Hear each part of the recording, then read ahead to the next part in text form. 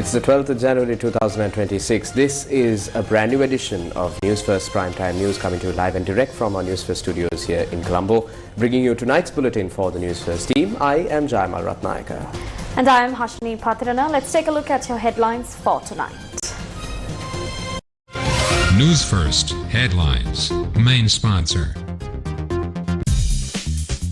For sports items, B2B.lk.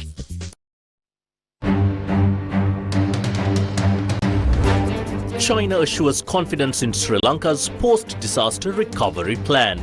Bribery Commission receives complaint over alleged fraud in Dayatikirula exhibitions. New political alliances emerge. Our Satyagraha will continue until victory is achieved. A statement from Vimal. 12 lives lost in road accidents within 24 hours. Newsfirst Headlines. Main sponsor. For garden tools, B2B.lk.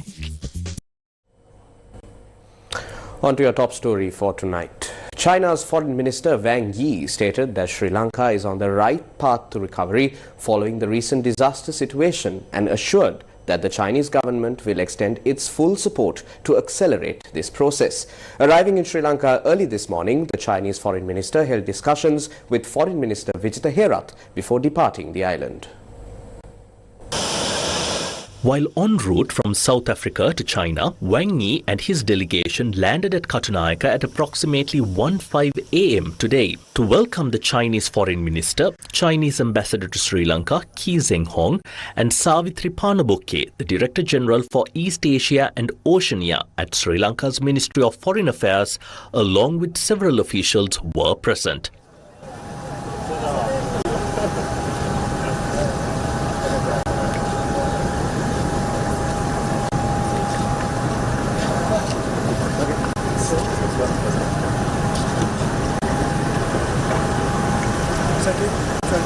Later this morning, an official meeting between the two foreign ministers took place. During the visit, both ministers participated in a brief excursion to admire Sri Lanka's natural beauty. Wang Yi emphasized that his short visit conveys a strong message to the world that Sri Lanka is a safe destination for travelers. Minister Vijitha Herath expressed gratitude to the Chinese government and its people for the emergency relief assistance provided to Sri Lanka following the recent cyclone. The discussions focused on further strengthening cooperation in trade and investment, development partnerships and tourism. Minister Herath also sought China's assistance for infrastructure development, including the restoration of identified roads, railway lines and bridges damaged by the natural disaster.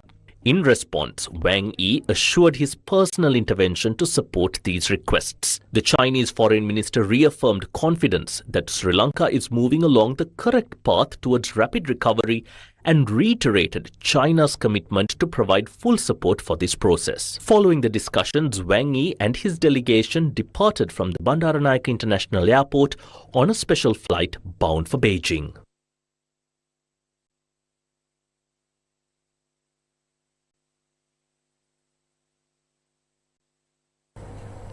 The Citizen Power Organization filed a formal complaint with the Commission to investigate allegations of bribery or corruption, alleging serious fraud and corruption linked to the Dayatikirula exhibitions held in 2012 and 2013.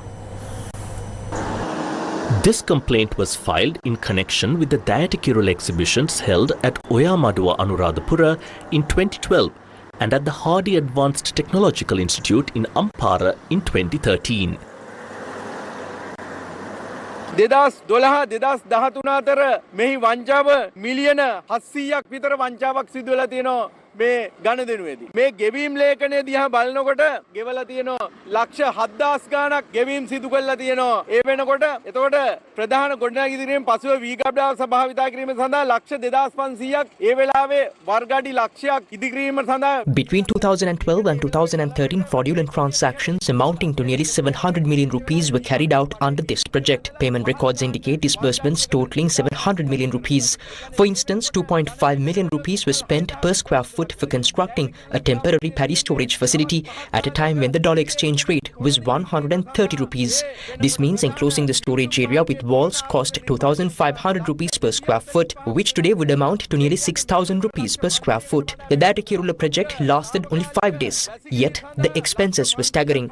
24.5 million rupees for designing entrance arches, 50 to 60 million rupees for temporary toilets, similar amounts for solid waste management, 2,413,600 rupees for commemorative plaques, millions for landscaping commemorative gardens, millions for commemorative display pathways. Over 10 million rupees was spent on commemorative plaques alone. These documents reveal a series of fraudulent transactions. This point to a network of individuals allegedly involved, including Shiranta Rajapaksa and several former high-ranking officials.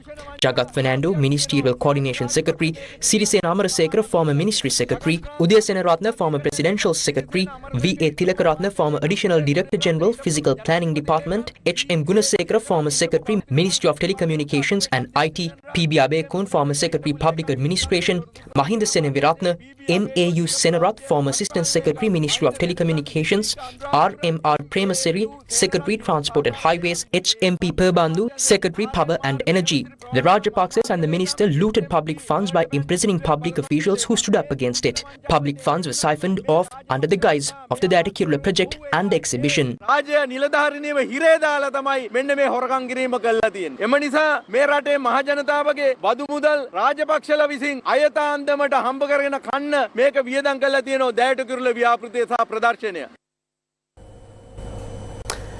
Is the Samagi Jana Balawegaya preparing for a political alliance with the United National Party? According to Talata Atukorala, General Secretary of the United National Party, there is no special reason for the two parties to come together. However, the Samagi Jana Balawegaya conveyed a positive signal regarding the possibility of collaborating with the UNP. Opposition leader Sajith Premadasa's 59th birthday was celebrated today at the historic Gangaramaya temple in Hunupitiya, Colombo. As Sajith Premadasa entered the temple premises, he was warmly welcomed by Kitsiri Rajapaksa, the UNP's Suduvalla electorate organizer, who was previously known as a close associate of former President Ranil Wickremesinghe. Following the welcome, religious observances were conducted with the participation of UNP Deputy Leader Ruwan Wijewardena and National Organizer Sagala Ratnayaka.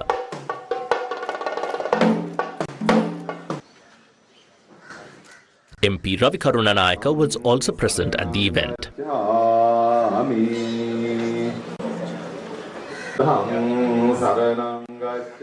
Senior leaders of the Samagi Jana Balawegaya, including General Secretary Ranjit Madhuma Bandara, joined the religious ceremonies held to mark Sajith Premadasa's birthday.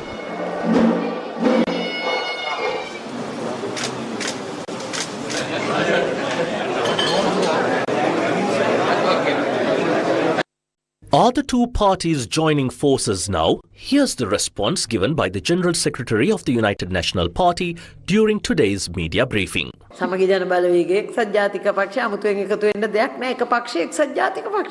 is nothing for the Samagi Jana Balawegaya and the United National Party to merge right now.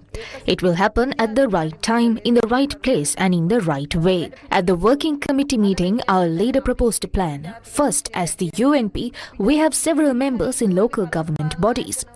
Together with SJB members, we should form a joint steering committee. Second, the leaders of both parties should meet and discuss any issues. There is nothing that cannot be discussed. We are all one nation. Third, both parties' working committees should work together as one team. These proposals have already been presented, and next we will establish the necessary framework. අපි එකට වැඩ කරන්න ඕනේ. ඉතින් ඒව සම්බන්ධයෙන් තාම ඒ යෝජනා අපි ඉදිරිපත් කරලා තියෙනවා. ඊට පස්සේ දෙවනුව අපි ඒ සඳහා අවශ්‍ය වැඩපිළිවෙල කරනවා. Another political group called on the Mahanayaka Theras of the Askiri and Malwatu chapters of the Siam sect today. The group, led by former Minister Professor G.L. Piris, included Uday Gamanpila, Sanjeev Edirimana, Prasanna Ranatunga and others. In their meeting with the Mahanayaka Thera, they expressed their views on the proposed educational reforms.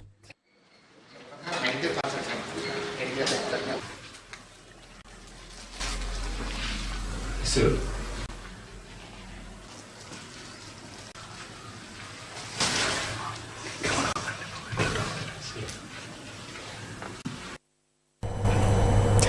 Vimal Veeravansa, the leader of the National Freedom Front, launched a satyagraha in front of the Ministry of Education, opposing the new education reforms and the Education Minister.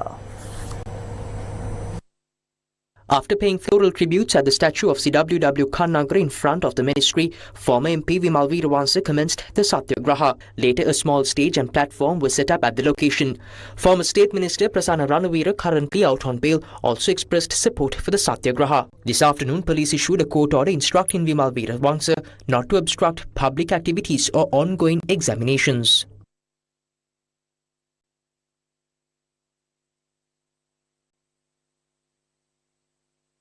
ශබ්දය නිකුත් කිරීමේ තාක්ෂණික උපකරණ ඒ මොනවාද? ශබ්දයේ විස්තරණය වෙන ඕනම දෙයක්. Right. අපි මේ කියන විදිහට අපි කරන්න. අපි දැන් මේක පොඩ්ඩක් පස්සට ගන්නවා. ඒක තවත් අත්විචිකා ගන්න. Accordingly, the protesters moved the platform backward. Our correspondent reported that around 3:30 p.m. Vimal Veeravansa left the protest site. මේක අපි සත්‍යග්‍රහය. අපි මේක මාරු වෙමින් මේක පවත්වගෙන යන්නේ. අපි නැගිටිනකොට තව පිරිසක් ඇවිල්ලා වාඩි වෙනවා. මම නැගිටිනකොට එතන වාඩි වෙන්න තව 100,000 ගාණක් බලාගෙන ඉන්න. Later, a tense situation arose when an individual attempted to stage a counter-protest, leading to his removal by those present. අපි ආවේ දැන් මේ විමල් වීරවංශයේ බූර් වැඩේ හරි බූර් වැඩේ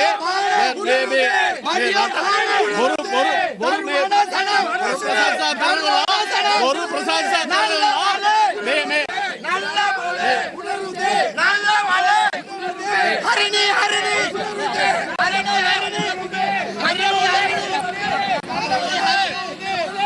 එම අපිට මේ උද්ඝෝෂණයම අපිට අයිතිය දෙන්න ඕනේ වැඩක් නෑනේ.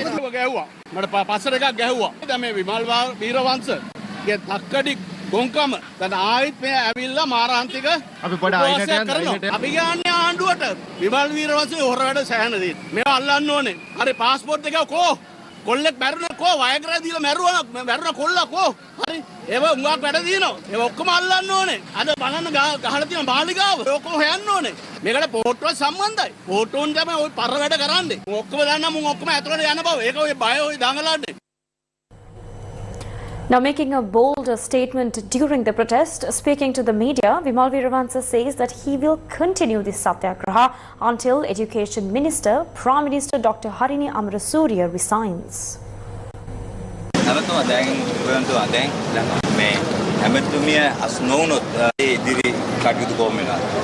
අපි ඒක ඒ වෙලාවට තීරණය කරලා ඔබට දැනුම් දෙන්නම් අපි මේ සටන ජයග්‍රහණය දක්වා ගෙනියනවා. ඒ සාතිකය දෙනවා. දැන් මීට පෙර ඔබතුමා 2010 උපවාසයක් ආරම්භ කළා. බැංකේ මුල් මහත්තයාගේ එක්සත් ජාතීන්ගේ කාර්යාලය ඉදිරිපිට. ඊට පස්සේ 2017 බන්ධනාගාරයේ සිටිය අල්ලා ඔබතුමා උපවාසයක් ආරම්භ කළා. දැන් සත්‍යග්‍රහයක් ආරම්භ කළා. මීට පෙර ඒ අවස්ථා දෙක ඔබතුමා හිතනවාද සාර්ථක වුණා කියලා? මොකද එක අවස්ථාවක මහින්ද රාජපක්ෂ මහත්මයා ඇවිල්ලා වතුරු වීදුරුවක් දීලා ඔබතුමා මේ අවස්ථාවෙන් එළියට ගත්තා. ඊට පස්සේ 2017 දී ස්වාමින් වහන්සේලා ඉල්ලීමක් කළා. ඒකත් සමග ඔබතුමා උපවාසයෙන් ඉවත් වුණා. මේකෙදිත් ඒ වගේ ඉල්ලීමක් ආවොත් මේක අපි සත්‍යග්‍රහයක්. Now, in the most recent development from this satyagraha, our cameras captured the following scenes from the opposite of the Ministry of Education a short while ago.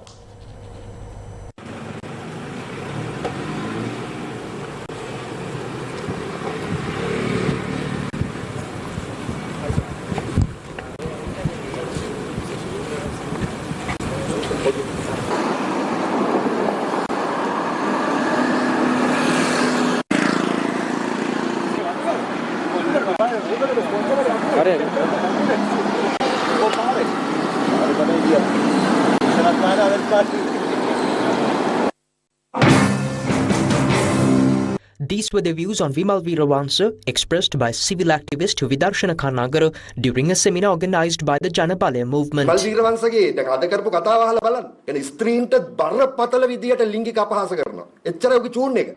Listen to the speech Vimal Veeravansa made today. He is insulting women. That's his thrill. Vimal Veeravansa is just getting a kick out of this. This is sexual frustration. He has organized a satyagraha for that sexual frustration. Just listen to their speeches. They use various words against Harini Amarasuriya and everyone else. Those are extreme sexist words.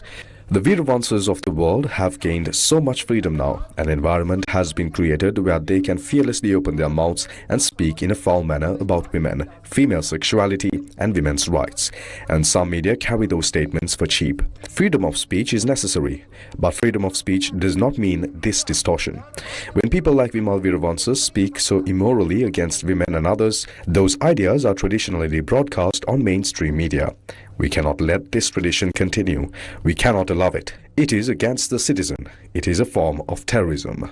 ඒකට යන්න දෙන්න බෑ. ඒක පුරවැසියාට එරෙහි. ඒක ප්‍රස්තාවයක්.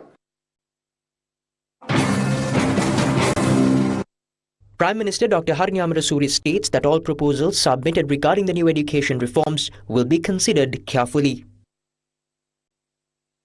යම් දෙයක් වෙනස් කරන්න යනකොට ලේසි නෑ. It is never easy to make changes. There will always be criticism and challenges. However, we understand that these concerns while recognizing that a major transformation in our education system is essential, and I believe everyone agrees on that. We cannot be satisfied with the current level. Our country needs a better education system. For over a decade, our curriculum has remained unchanged.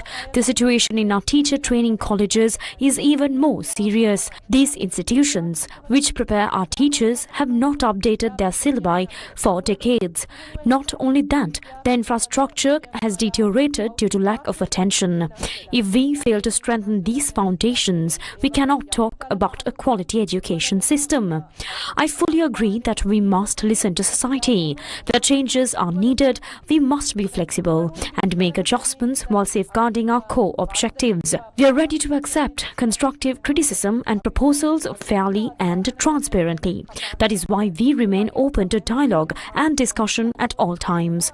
We have already consulted the Mahanayak theorists and will continue to do so. Their advice is invaluable. Some issues may arise from misunderstandings and we must clarify them. Even with the best planning and intentions, mistakes can happen and correcting them is extremely important. This is not a short-term task. It is a long-term process. It cannot be completed in a year or two. It will take 10 to 15 years for comprehensive reforms to be fully implemented. Therefore, we are proceeding cautiously, step by step. Our country has a unique cultural foundation deeply influenced by Buddhism, and we must respect that in everything we do. There is no debate about this. බුද්ධාගම තුලින් විශාල ආభාසයක් ලැබුණු විශාල සම්බන්ධයක් තියෙන දෙයක්. ඉතින් ඒකත් අපි තේරුම් අරගෙන තමයි කරන දේවල් කළ යුත්තේ කියන එක ගැන මම හිතන්නේ අපිට කිසිම තර්කයක් නැහැ. 12 people died in road accidents reported from several areas within the past 24 hours. 3 people were killed and 6 others injured in an accident that occurred around 6:20 a.m. today in Nandankulam, Mundalama. The accident occurred when a car collided with a van and the deceased were the driver of the car and 2 women who were travelling in it. They were residents of Nigambo, aged 29, 50 and 60. 5 people from the van and 1 individual from the car sustained injuries and have been admitted to the Mundalama and Putlam hospitals. In a separate incident, 4 people died following a collision between a bus and a car. According to Newsfirst correspondent, another person was injured and hospitalized. The accident took place in Murusamote in the Parandan Mullaithivu road. 1 person was killed in a collision between a 3-wheeler and a car in Oyamaduwa, Anuradhapura. Police say that 7 others were injured and have been admitted to the Anuradhapura Teaching Hospital. 4 more individuals died in 4 separate road accidents that took place in Pogambara, Radhavaduna, Pottagoda and Attavillua.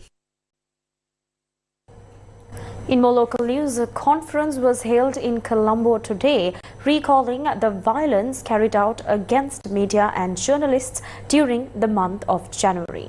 Here are some of the key points expressed at the event. To this day, we have not seen a single fair trial or even heard of any judicial process regarding these killings. Who are the perpetrators? Who is responsible? Nothing. In Sri Lanka, the system campaigns only when it suits its own interests, whether it's the killing or abduction of journalists. I honestly don't know what will happen to us in 2 years under the Malimawa government. But I believe that during this period, at the very least, justice will be delivered for those journalists who were murdered and subjected to violence. That is my hope.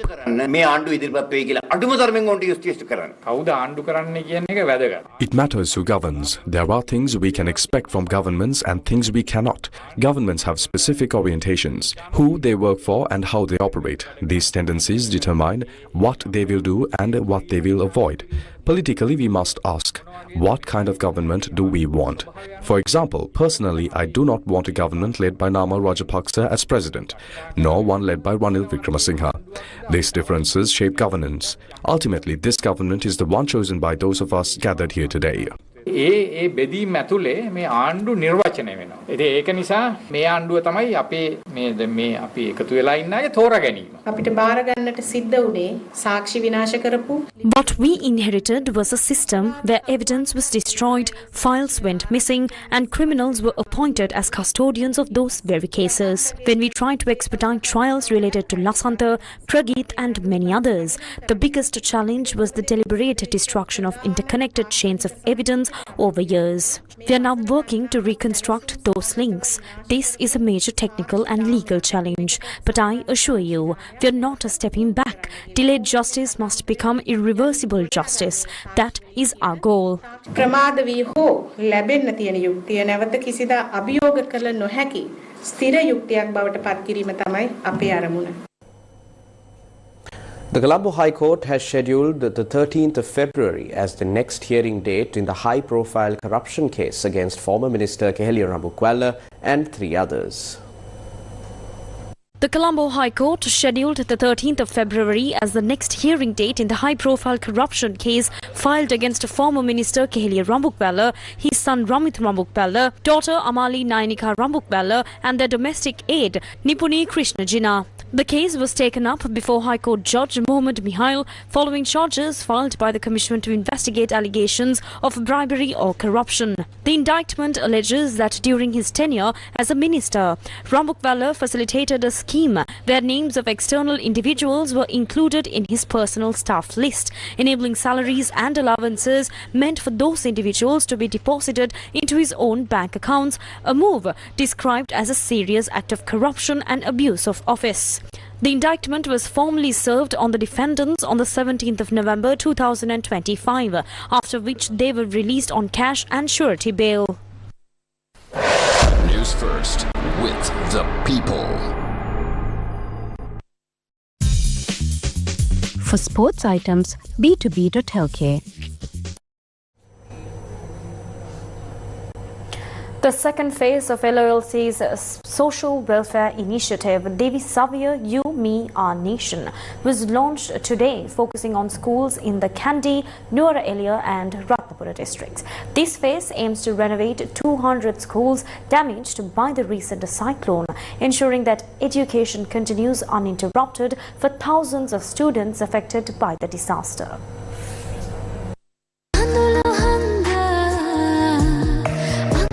The LOLC Devi Savia You, Me, Our Nation social welfare initiative is being carried out in 3 phases.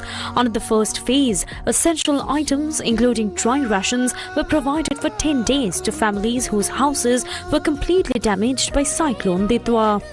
The second phase was launched with the objective of reconstructing 200 schools affected by the cyclone. This phase will be implemented over the coming days, covering 6 districts across 3 provinces. This morning, the renovated buildings of Sangabodhi Mahavidyalaya in the Thildenia Divisional Secretariat Division of the Kandy district and the Sri Sumangala Primary School in the Kotmale Divisional Secretariat Division of the Nuwara Eliya district, both damaged by the disaster, were officially handed over to students. In addition, under this social welfare initiative, a renovated school building was also handed over to students of Aludova Vidyalaya in the Angalapitiya Divisional Secretariat Division of the Ratnapura district.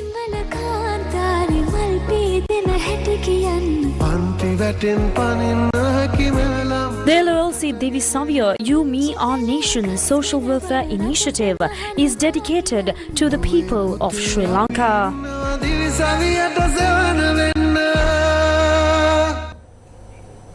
An awareness program on concessionary loan schemes for micro, small and medium-scale entrepreneurs was held in Colombo today.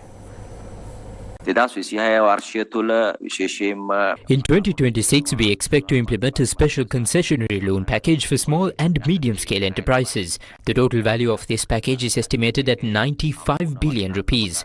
We launched this scheme with state banks during the last week of December and are now working to involve private sector banks as well. Under this scheme, affected SMEs will be able to obtain loans up to a maximum of 25 million rupees at a very low interest rate of 3%. Specifically to meet essential capital requirements caused by recent economic shocks. The repayment period will be 3 years with a 6-month grace period.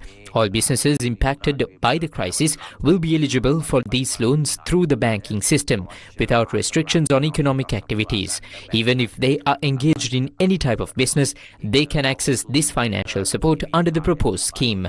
ආපදාවට ලක්ව සියලුම ව්‍යවසායකින්ට ඕනෑම ආර්ථික කටයුත්තක් නිල සිටියත් මේ ණය මුදල් බැංකු පද්ධතිය හරහා ලබා ගන්න පුළුවන්. Hambantota International Port has set the stage for 2 million TEU capacity. Hambantota International Port closed 2025 on a historic high, defying global headwinds to post a staggering 175% year-on-year growth in total cargo volumes, a feat that positions the port as one of Asia's fastest rising maritime hubs. HIP handled 8.24 million metric tons of cargo in 2025, up from 3.0 million metric tons in 2024, despite what industry analysts have called one of the most turbulent years for global shipping. The surge was powered by sharp gains across container, RORO, and bulk cargo segments amid volatile trade flows, supply chain realignments, and rising operating costs worldwide. The most dramatic leap came in container traffic.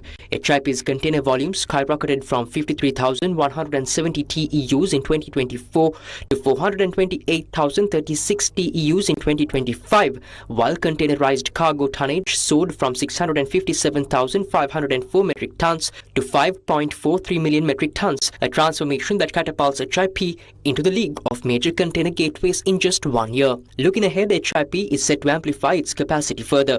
The second phase of development, scheduled for completion by end 2026, will boost annual container handling capacity to approximately 2 million TEUs. This expansion includes 4 dedicated container berths, 6 square cranes and 16 rubber-tired gantry cranes, a clear signal of HIP's ambition to become a regional logistics powerhouse. The Australian Border Force handed over 2 high-tech scanners to the Sri Lanka Customs Department. The handover ceremony was held at the Kankasanture port in Jaffna today. Australian High Commissioner to Sri Lanka Matthew Duckworth handed over the scanners to the Director General of Sri Lanka Customs Sivali Arukkoda. First Secretary to the Australian Border Force, Inspector Paul Edwards, and officials from the Sri Lanka Customs Department were also present at the occasion. Looking specifically at this machine that we're here in front of and talking about today, why is this machine itself so important? It's so important because it's about detecting serious risks to our communities, to our economies and to our people. It's about detecting risks and preventing people who seek to cross the border with dangerous things, things that might harm our communities. So what are we talking about when we talk about things? Well, we might be talking about anything from weapons to contraband, to narcotics. It might include people who are looking to support people smuggling trade. It might be goods that are posing biosecurity hazard. Colleagues, the relationship between Sri Lankan Customs and the ABF is important for both of our countries as we're working together to achieve the same things. We want to streamline trade, we want to increase revenue collection, we want to build border integrity measures to disrupt cross-border crime. And the activities that are harming Sri Lanka, that are looking to cross Sri Lanka's borders illegally, causing harm to your community or elsewhere, they're exactly the same threats that we face. And if people are able to move things across Sri Lankan borders, they're equally able to come and challenge Australia's borders as well. So from my perspective, it's really important that we are working together and we are continuing the tradition of cooperation that we have because this is in both of our countries' interests. The Australian Border Force என்பது The Australian Border Force has assisted Sri Lanka Customs in many ways. Firstly, they helped by providing office furniture for the Jaffna office. After that, they assisted by providing 6 customs examination benches, which are benches used to inspect goods at the airport and the harbour. In many such ways, the Australian Border Force has been helping Sri Lanka Customs. Australian Border Force என்பது இலங்கை சுங்கத்துக்கு உதவி செய்திருக்கிறார். The 2 scanners were provided by the Australian Border Force for the use at the Jaffna International Airport and the Kankasanture Port. Sri Lanka's higher education landscape is about to be transformed. Rising amidst the lush greenery of Mattegoda, the University of Sri Jayawardhanapura unveils its crown jewel, a world-class faculty of engineering. Let's take a look. An international standard faculty of engineering is set to join Sri Lanka State University system located in the picturesque surroundings of Mattegoda. This modern faculty is nestled in a serene environment, offering a sense of calm and inspiration to anyone who steps inside. The stunning landscape creates an atmosphere so unique that at times you might wonder if this is truly a Sri Lankan university. Spread across 10 acres, the faculty features a series of architecturally striking buildings designed in a style never before seen in the country's university system. These buildings are connected by elegant bridges, adding to the campus's distinctive charm. The faculty includes specialized buildings for civil engineering, computer engineering, electrical and electronic engineering, and mechanical engineering. Our first stop was the boardroom, designed to reflect the sophistication of leading international universities. There are exclusive relaxation areas for faculty members, ensuring comfort and convenience. Students will experience state-of-the-art lecture halls equipped with cutting-edge technology, facilities never before seen in a Sri Lankan university. The campus also offers spaces for leisure and relaxation, creating a balanced environment for learning and living.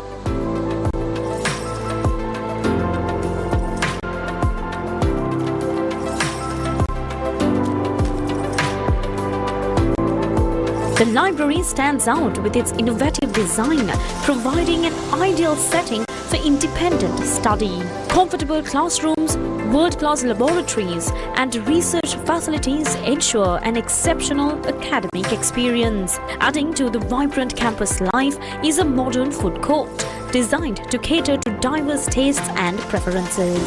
This monumental faculty of engineering is a sanctuary for aspiring engineers, a place dedicated to shaping the future of Sri Lanka's youth.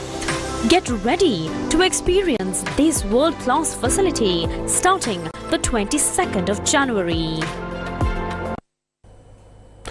Police have shot a man who had attempted to attack police officers with a sharp object in the Valikanda area in Polonnaruwa.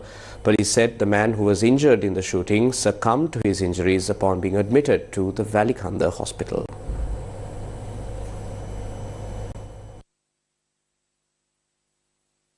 Police said that the shooting was carried out considering the personal safety of the officers involved. The shooting followed an incident where police had to chase down a motorcycle that had not heeded police orders to stop. 3 people were riding on the motorcycle and police said that 2 of them had fled the scene. Police added that they had given chase to the 3rd person who had entered his house and then come at the police officers with a sharp weapon. It was then that the police had opened fire at the individual. The deceased is a 27-year-old resident of Valikanda. Police said that he was a person involved in drug trafficking.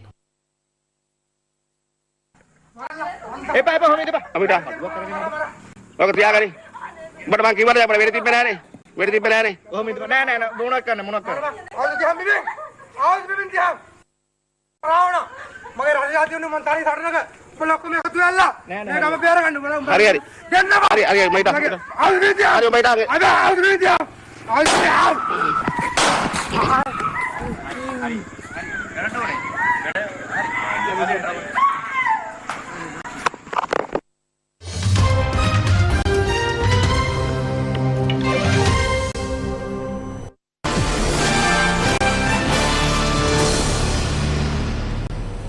In your developing story tonight, US President Donald Trump said no more Venezuelan oil or money will go to Cuba and suggested the communist-run island should strike a deal with Washington. Venezuela is Cuba's biggest oil supplier, but no cargoes have departed from Venezuelan ports to the Caribbean country since the capture of Venezuelan President Nicolas Maduro by US forces in early January amid a strict US oil blockade on the OPEC country. Meanwhile, Caracas and Washington are progressing on a $2 billion deal to supply up to 50 million barrels of Venezuelan oil to the US, with proceeds to be deposited in US Treasury supervised accounts, a major test of the emerging relationship between Trump and interim President Delcy Rodriguez. Trump wrote on his Truth Social platform on Sunday, quote, "There will be no more oil or money going to Cuba. Zero. I strongly suggest they make a deal before it is too late," unquote. What kind of deal are you looking for from Cuba? What kind of deal are you looking for from Cuba? You're going to find out pretty soon. We're talking to Cuba, and you'll find out pretty soon. And one of the things I want taken care of, and one of the groups I want taken care of, are the people that came from Cuba that were forced out or left under duress, and they're great citizens of the United States right now. You have a lot of people forced out of Cuba unfairly, so we're going to take care of, most importantly right now, we're going to take care of the people that came from Cuba that are American citizens or in our country. Do you plan to seize any oil tankers that are headed to Cuba? We have a lot of oil people really interested. You saw that the other day. That was just a small group because the room in the White House, we need the ballroom, actually. We could have filled up the ballroom practically. We have so many people that want to go in for oil. So you saw some great companies. The Cuban president rejected Trump's threat on social media, suggesting the US had no moral authority to force a deal on Cuba. He wrote on X, quote, "Cuba is a free, independent and sovereign nation. Nobody dictates what we do," unquote. He added, quote, "Cuba does not attack. It has been attacked by the US for 66 years and it does not threaten. It prepares, ready to defend the homeland to the last drop of blood." The US president did not elaborate on his suggested deal, but Trump's push on Cuba represents the latest escalation in his move to bring regional powers in line with the United States and underscores the seriousness of the administration's ambition to dominate the Western Hemisphere. President Donald Trump said that the US may meet Iranian officials and was in contact with the opposition as he weighed a range of strong responses, including military options to a violent crackdown on Iranian protests, which pose one of the biggest challenges to clerical rule since the 1979 Islamic Revolution.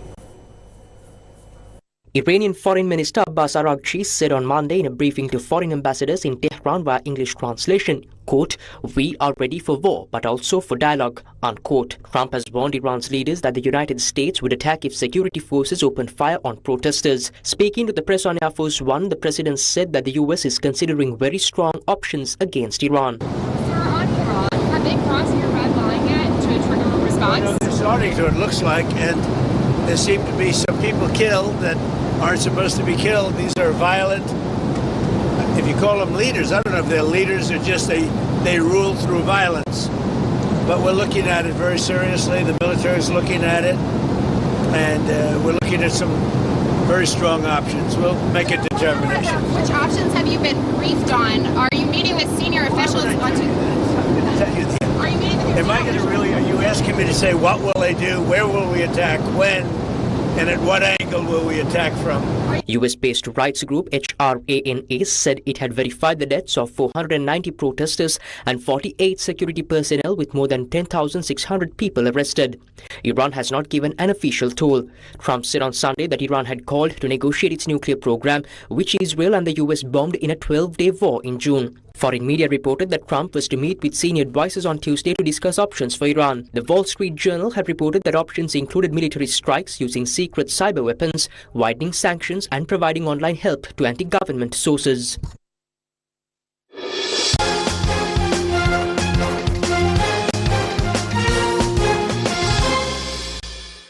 Sri Lanka secured its first international cricket victory of 2026, defeating Pakistan by 14 runs in the third T20 match of the series yesterday.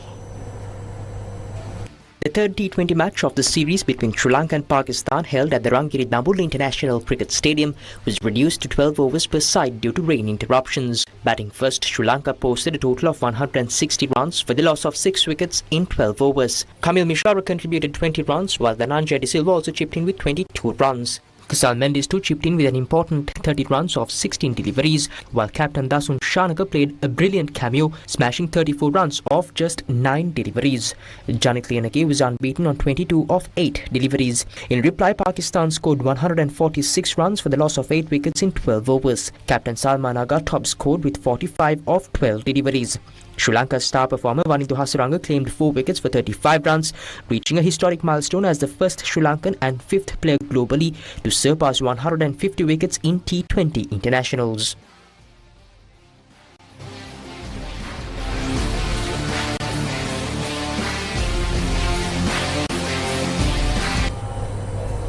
And that's a wrap of Primetime News for tonight. Thank you for watching. Good night.